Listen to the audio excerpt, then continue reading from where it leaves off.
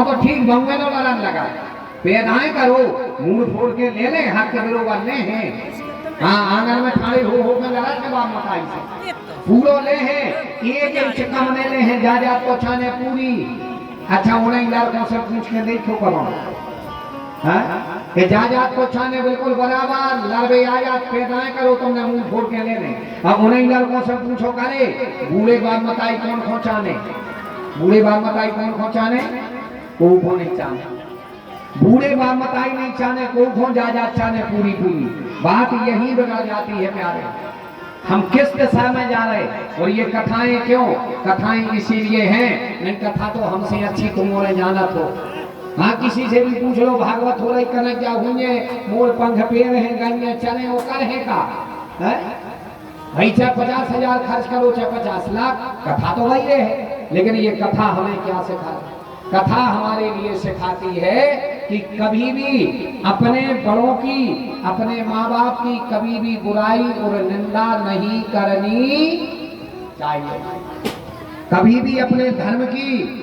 अपने भगवान की कभी भी बुराई नहीं करनी चाहिए बुराई मत करो इनने सोचा ये राक्षस आ रहा है अब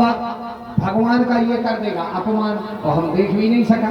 भाई ना तो खुद बुराई करो और ना ही किसी से सुनो अब इनने सोची कि राक्षस सारा है हमें भगवान को उठा करके फेंकेगा हमसे सहने हुए बात बिगड़ जाए अल्लाह हम इससे सकते नहीं क्योंकि ये राक्षस है बलवान है हमें मार देगा सो उनने मन में विचार लगाया क्या करे एक काम करते हैं भगवान आप तो जल में जलमग्न हो जाते हो थल में थलमग्न हो जाते हो सो ने सालिग्राम जी को लिया लेकर के कमंडल में डाल दिया भगवान आप इसी में समाहित हो जाओ सो कमंडल के जल में सालिग्राम जी समा गए जैसे ही सालिग्राम जी समाये सुखदेव जी कहते राजन ध्यान देना वो राक्षस आया कहने लगा बताओ ये जल तुमने उस नारायण के लिए रखा ये भोग तुमने नारायण को रखा लाओ मैं पाऊंगा और उसने वो भोग दिया खा लिया ये जल तुमने नारायण को रखा लाओ मैं पीऊंगा इनने लिया और जल पी लिया अच्छा उस जल के कण कण में मिले थे सालिग्राम कण कण में और उसी दिन की जो संतान पैदा भई उसका नाम रखा गया प्रहलाद सो प्रहलाद के रोम रोम में भगवान का वास हो गया था भजन करते थे प्रहलाद जी ने भगवान का भजन पकड़ा इनके लिए दैत्य गुरु संगामर्ग के यहाँ पर भेजा गया संगामर्ग जी कहने लगे बेटा प्रहलाद राक्षसों की शिक्षा सीखो वो कहने लगे क्या बोले राक्षसों की शिक्षा है कभी भी किसी पर दया नहीं करनी चाहिए किसी पर दया नहीं करो राक्षसों का पहला काम और गोस्वामी जी ने तो रामायण में फोटो खींच करके रखी है कि अगर कलयुग में देखना होगी राक्षस कौन है कहा कलयुग में तो सब मिक्स होगा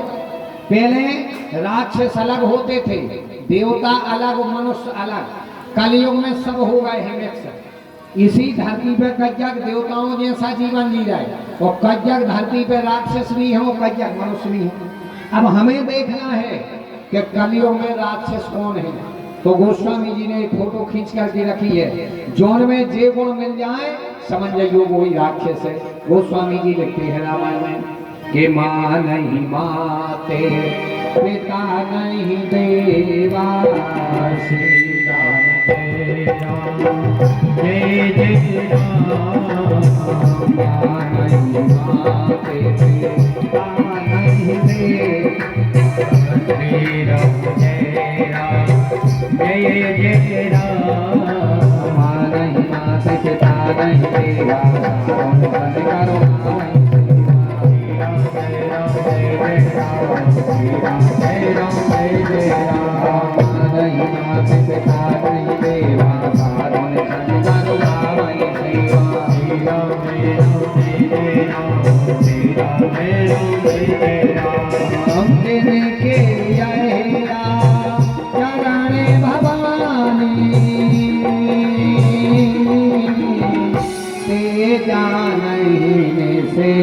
चारे शाम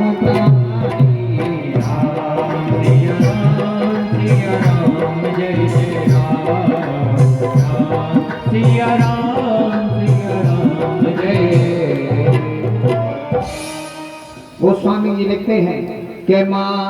नहीं माँ तो पिता नहीं देवा, और साधुन सन करवा वही सेवा। जो माता पिता को नहीं माने, देवताओं को नहीं माने, साधु संतों से उल्टी अपनी सेवा करवाएं। समंजयो कलयुग में वे राक्षसी आए, मां नहीं, मात पिता नहीं देवा, साधु सन करवा वही सेवा। जिनके यह आचरण भवानी, सो जान नहीं निश्चल सम प्राणी। वे राक्षसी आए जो माता पिता को नहीं माने, बड़ों को नहीं माने, भगवान को नहीं माने, धर्म को नहीं माने, उल्टी साधु संतों से अपनी सेवा करवाएं। कैसा खोद के नहीं हो। गांव में कहो बाबा आए, साधु जी आए, रुकवे के लाजे के तना रोखे चेला गए। अगो चेला पूछो के लगो काय हो रहा हो गुरु बाबा, ते करिया मान रहा है, चाठा गात कार्य से के लिए हम सुई पर 700 पाले हैं। अब बताओ, वे तो खुद हाथ भूंजा कर रहा है, अब तुम हीरा सी पतली रोटी छोड़ दो फिर ट्रैक्टरों पे आ गए। एक दिन क्या आटो दाओ, आके बाबा बाबा एक काम करियो, 2 ट्रैक्टर का रेट ठोक लियो। अब बताओ, अगर कोई संत अपने यहाँ पे आया है तो अपना दायित्व तो बनता है कि अपन उसकी सेवा करें, लेकिन ना उल्टे 2 ठगवा हमें और ठोक दियो। हाँ, बात बदल जाती। बाप मताई को नहीं मान रहा है, देवताओं के लिए नहीं मान रहा है, मंदिरों को नहीं मान रहा है। बोले जिनके ऐसे लक्षण मिले, समंजयो कलयुग में वही राक्षसी आए। जो माता पिता की बुराई करते हो, धर्म को नहीं मानते हो, भगवान की बुराई करते हो, कलयुग में वही राक्षसी आए। बोले लक्षण सीखो। प्रहलाद जी कहने लगे गुरुजी आप गुरु हो, और गुरु ब्रह्मा विष्णु महेश से भी ऊंचा माना गया। ब्रह्मा विष्णु महेश से भी ऊंचा, आपका पद बड़ा ऊंचा है।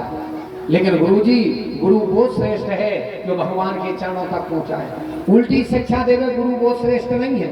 भाई गुरु श्रेष्ठ कौन है? जो अपने चरणों से भगवान के चरणों तक पहुंचा और अपने ही चरणों में विदाई नहीं रहे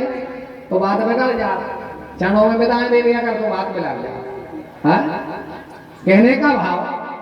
गुरुजी ये आप गलत शिक्षा दे रहे। शंगावर्ग जी ने खूब पढ़ाया, लेकिन प्रहलाद जी कहाँ मानने वाले। राक्षस ने ले जा करके प्रहलाद से पूछा, बताओ प्रहलाद तुमने क्या सीखा? प्रहलाद जी कहने लगे, पिताजी ईश्वर सब में है, भगवान को माना करो, सबसे बड़ी सत्ता भगवान है। अपन तो कुछ समय को आए हैं, चले जाएंगे, इसलिए भगवान की सत्ता को मानो, वो है नारायण है। अरे ये तो कथावाचकों जैसी बातें करने लगा, संतों जैसी करने लगा। जाओ, ऐसा बेटा नहीं चाहिए, पहाड़ से फेंकवाओ। सो पहाड़ से फेंकवा